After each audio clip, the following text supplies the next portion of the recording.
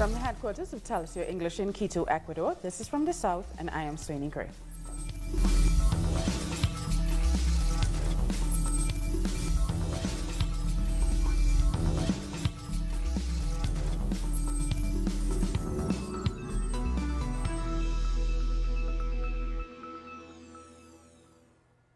Brazil's top electoral court is discussing jailed former president Luiz Inacio Lula da Silva's eligibility to run in October's presidential election.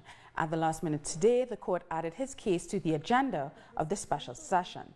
The vote on his registration was originally to take place between September 7th and 13th.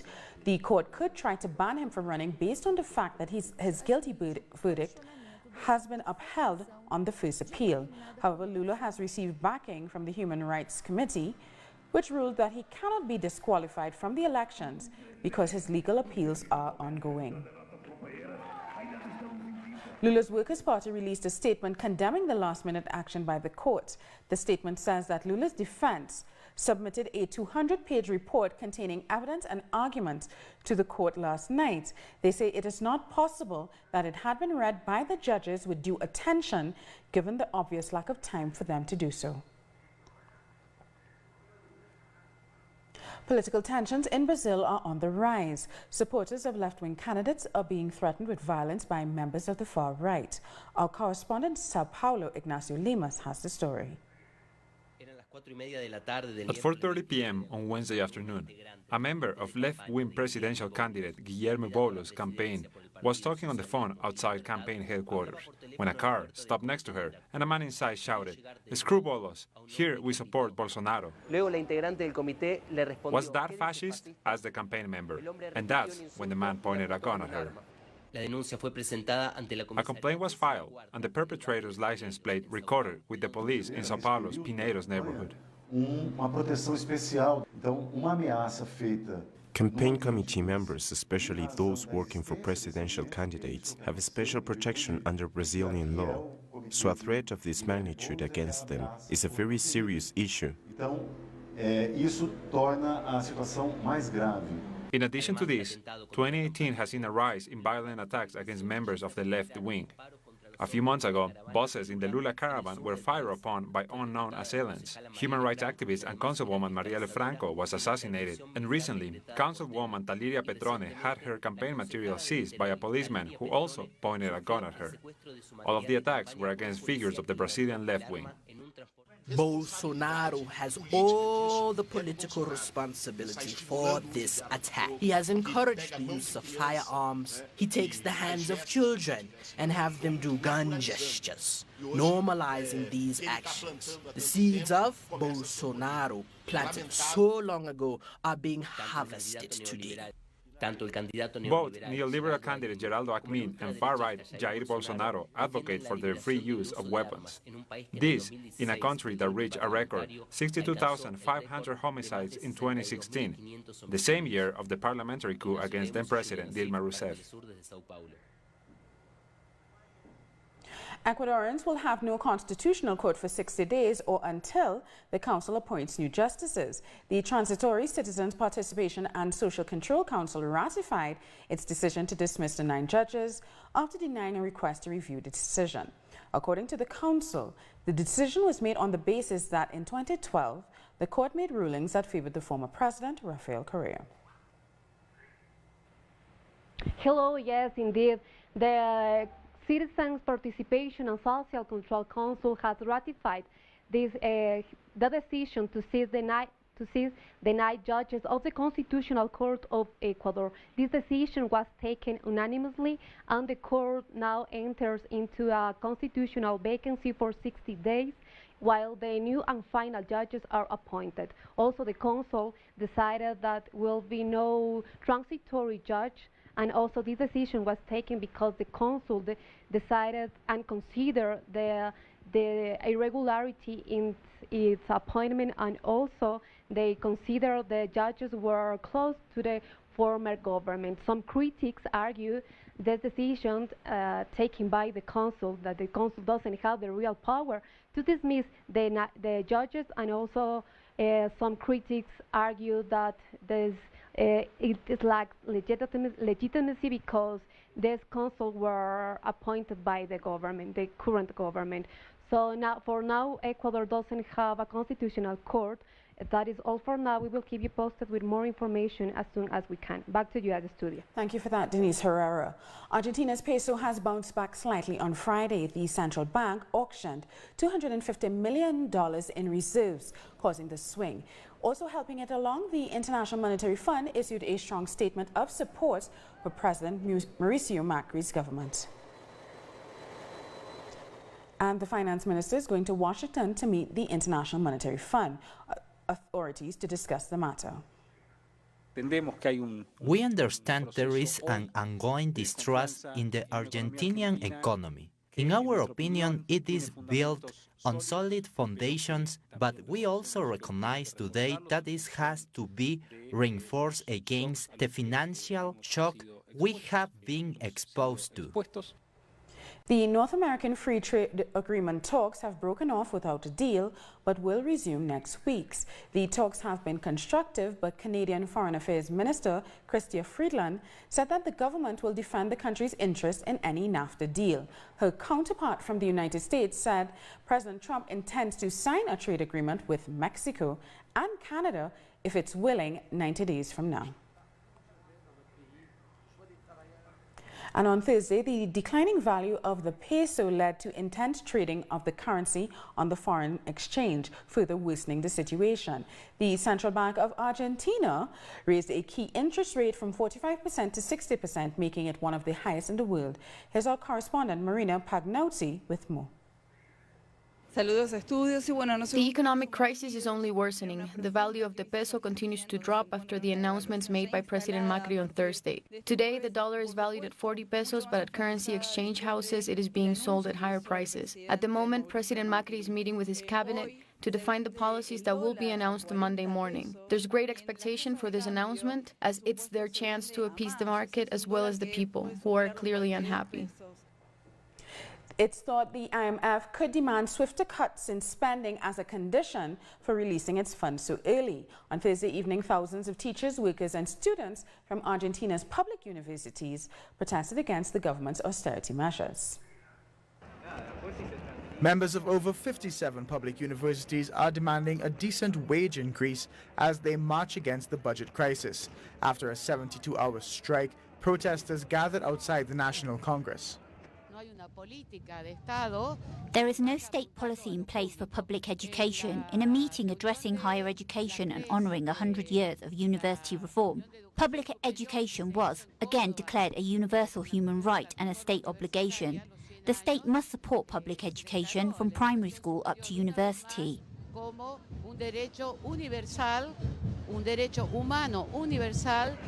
Some of the demands are inflation-based salary increases, regularization of hired teachers and ad honorem teachers, a teachers training fund, and increased public university budget. People are protesting against the crisis being faced by the science and technology as well as university sectors. Today, specifically, is the crisis of the National University, which is reflected in teachers' salary cuts, which the government aim to slash by 15%. Since February, teachers are refusing to accept insecure agreements made during negotiations with the provincial and national governments. Students are spreading the strikes and discussing the continuation of the demonstrations. They are in a major disagreement with the government. A government that continues with meetings but without hearing the general complaints. A government that does not give answers and says the only possibility is to make cuts, which will lead to the closing of the public university. Mauricio Macri's government is plunging into a deep crisis and does not want to accept it. Supposedly in the next few hours, the unions will meet with the Education Minister Alejandro Finocchiaro, but the unions are not optimistic that their complaints will be heard. The Spanish Prime Minister is now in Costa Rica. He was met on the tarmac by the Costa Rican Vice President. He's already met with President Carlos Alvarado. Later today, both will host a meeting about the environment and climate change. Two large areas of issues that we will be addressing. The issue related to democracy and issues of the region linked to the issues of democracy and sustainable development. The decarbonization plan, all energy issues are like the large areas. Francisco Francia has more on that visit from San Jose. El presidente del gobierno de España, Pedro Sánchez, visitó Spanish Prime Minister Pedro Sánchez has been visiting Latin America, making stops in Chile, Bolivia, Colombia, and ending this tour in Costa Rica on Friday. He held a keynote address for government officials who are interested in environmental issues like climate change and lowering dependence on carbon fuels. Furthermore, he met with President Carlos Alvarado on Thursday night to further discuss environmental issues and cooperation strategies between the two countries. A main point of this discussion of his tour has also been the preparations for the upcoming Ibero-American summit. En los días previos con los mandatarios de los países que visitó. A new group of Venezuelan migrants have been repatriated by the government through the Homeland Return Plan. Entering the town of Roraima, Brazil, the first thing anyone sees is refugee tents set up by the Brazilian army for Venezuelan migrants. They appear to be a sign of fraternity, a welcome for those coming into the country. They offer to give us documents to give us legal residence so we may work. They tell us the country's doing well, but once we arrive, the work we are offered is to mow lawns, to do infinite menial work that we don't even know how to do. We are all professionals. We are out of our depth. Moving on to Boa Vista, the capital of Roraima, the reality of migrants became apparent.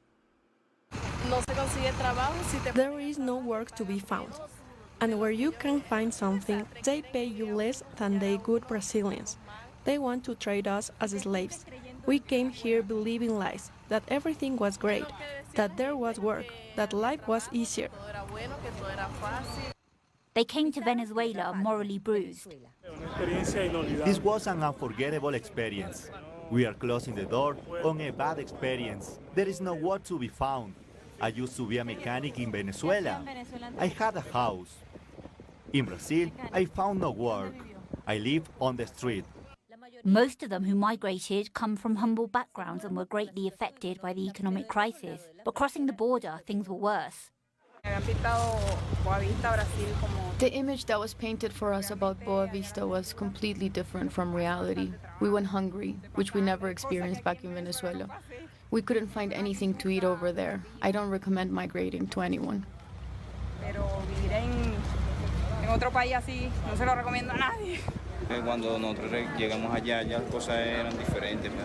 We faced reality when we arrived to Boa Vista.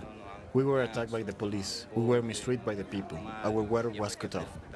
Our basic services.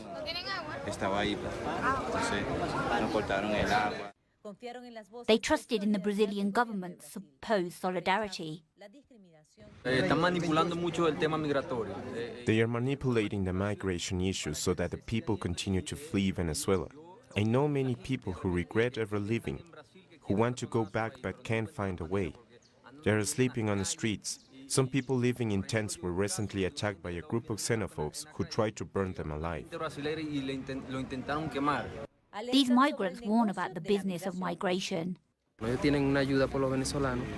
The government receives aid from Venezuelans. The UN gives them funds for us, so the more people that arrive, the more money the Brazilian government gets.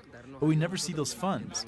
We live in tents that are taken down before UN observers arrive, because we are supposed to be given proper refuge. But nobody cares.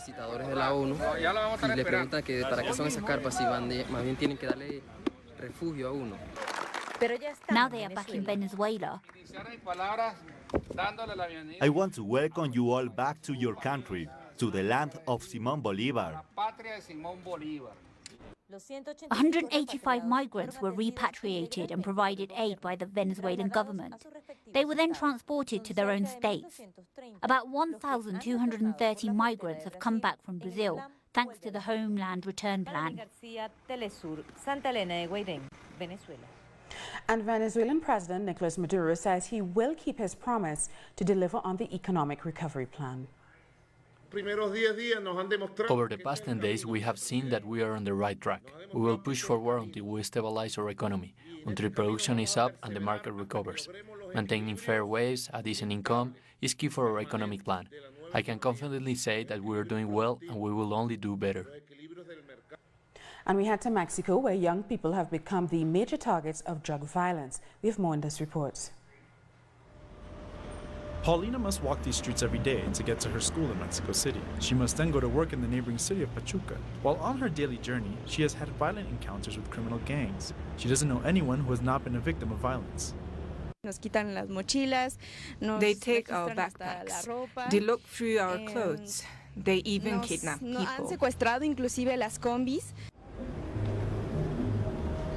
Adrian also lives in this municipality. He too has fallen prey more than 10 times.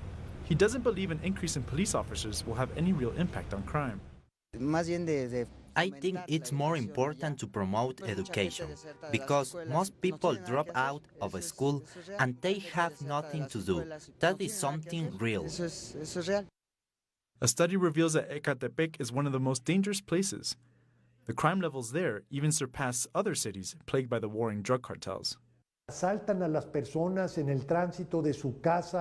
There are people going from their houses to their jobs or even to the market.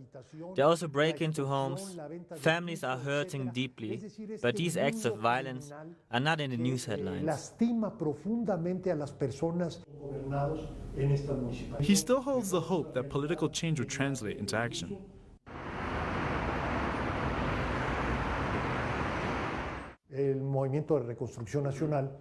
There has been a change of federal and municipal parties. It will be very interesting to see if this will make a difference. The president-elect has promised economic aid to young people. The motto of that program is scholars, not gunmen.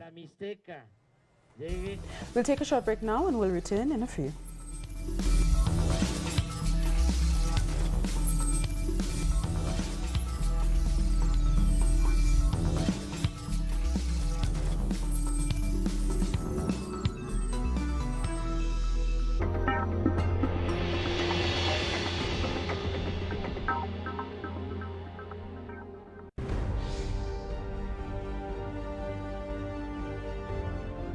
Acompañamos a los pueblos que resisten en cada una de sus luchas.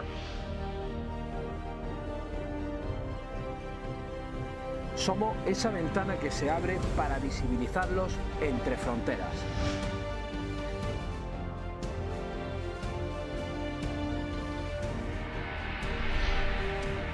Thursdays, only on Telesur. Telesur brings you special interviews with social and political personalities. Monday, from Washington. Tuesday, from Mexico. Wednesday, from Caracas. Thursday, from Quito. Friday, from Havana. Analysis about our continent's reality. Weekdays, only on Telesur.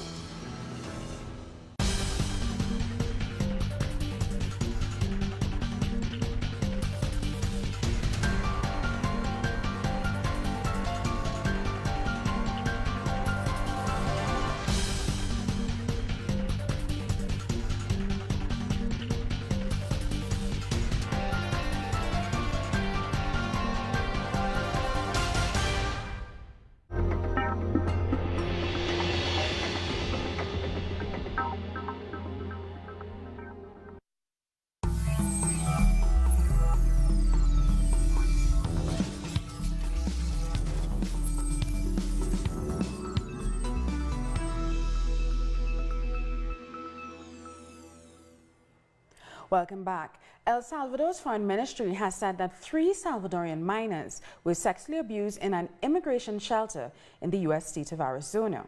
The abused minors were 3 girls aged 12 to 17, according to the Vice Minister of Salvadorians Abroad. They were torn away from their families because of the Trump administration's zero-tolerance policy on immigration. The Vice Minister says she is expecting the speedy reunions of separated families. And in Chile, a 51-year-old man has appeared in court for sexually assaulting an 11-year-old Haitian girl. Feminist and migrant organizations helped the family to get justice. The attack on the child is said to have happened when her mother was in detention. While she was detained, the woman grew frustrated and smashed her own head against a wall. She sustained severe injuries and died. We are discriminated against for being immigrants, for not speaking the language, and for the color of our skin. To access any type of public space, we have a more difficult time than anyone else. So, as migrants, we must stand together so that justice may be done in this case. The Trinidad and Tobago government says it is prepared to pay close to $150 million in severance for workers affected by the Petrotrin oil refinery closure. The government announced plans to close the 101-year-old refinery earlier this week. Workers over the age of 55 will receive an early retirement package. The package for younger workers is still being worked out. There's no exact date set for the closure. The figure will be huge. It will be large because, first and foremost, the base salary of Petrotrin is big.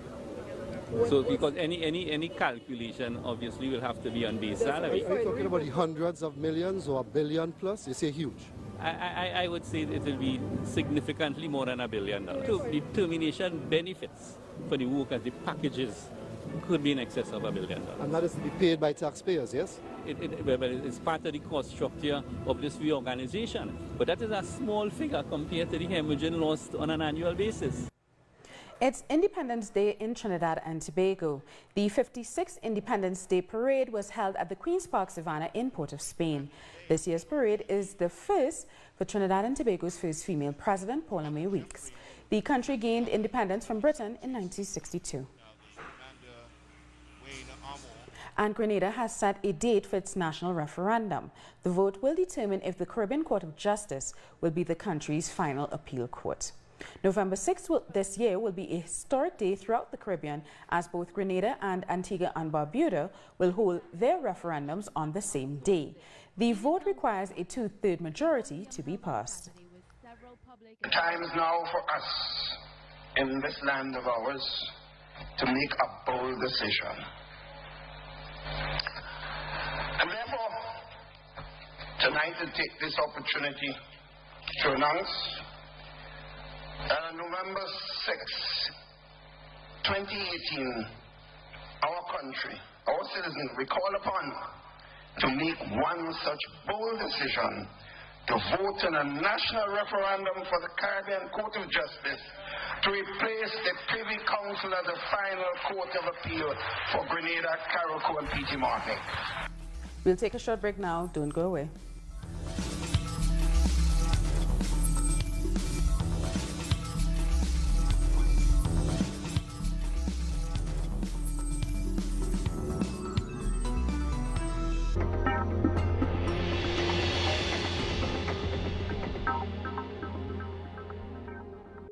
The Pakistani journalist Tariq Ali examines the mass media influence promoted by imperialism. Get access to the analysis of the socio-economic and political life of the whole South America on our screen and platform in English. A critical place committed to the truth to determine the major events that transform the world today. Mondays, only on Telesur. Telesur brings you special interviews with social and political personalities. Monday, from Washington. Tuesday, from Mexico. Wednesday, from Caracas. Thursday, from Quito. Friday, from Havana. Analysis about our continent's reality. Weekdays, only on Telesur.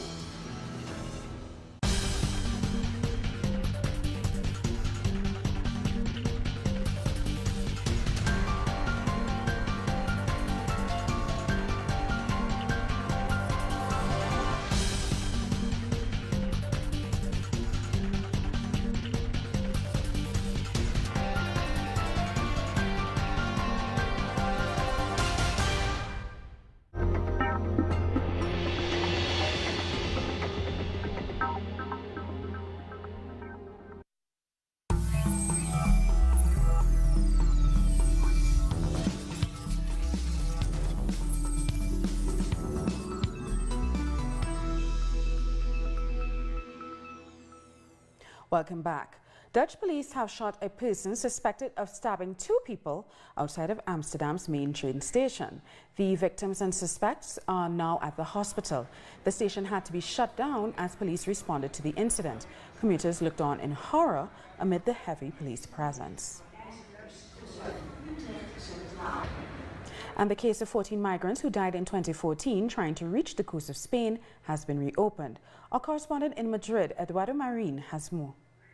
The Spanish judiciary has ordered the reopening of the case of the death of 14 migrants on February 6, 2014 on the waters between Spain and Morocco. The deaths were part of a group of migrants who were trying to swim their way into Spain, but were met by security forces who used various methods to hold them back, including shooting rubber bullets at them. This is the second time this controversial case has been reopened at the request of Migrant and Refugee Administration. Back in 2014, the PP ruling party said they had no intervened, but eventually video came out showing the opposite. These forceful actions likely caused the deaths of the 14 migrants. Today, the case is reopened yet again so that the witnesses can be heard again. Fans of Aretha Franklin are watching her funeral service from a big screen outside the Greater Grace Temple in Detroit. Aretha Franklin's star-studded funeral got underway with political dignitaries and music royalty, joining family, friends and members of the public to bid farewell to America's Queen of Soul.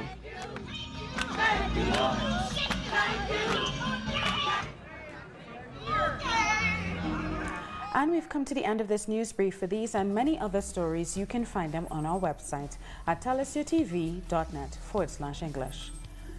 And you can also join us on social media, Facebook, Twitter and Instagram. For Talisio English, I'm Sonia Gray. Thank you for watching.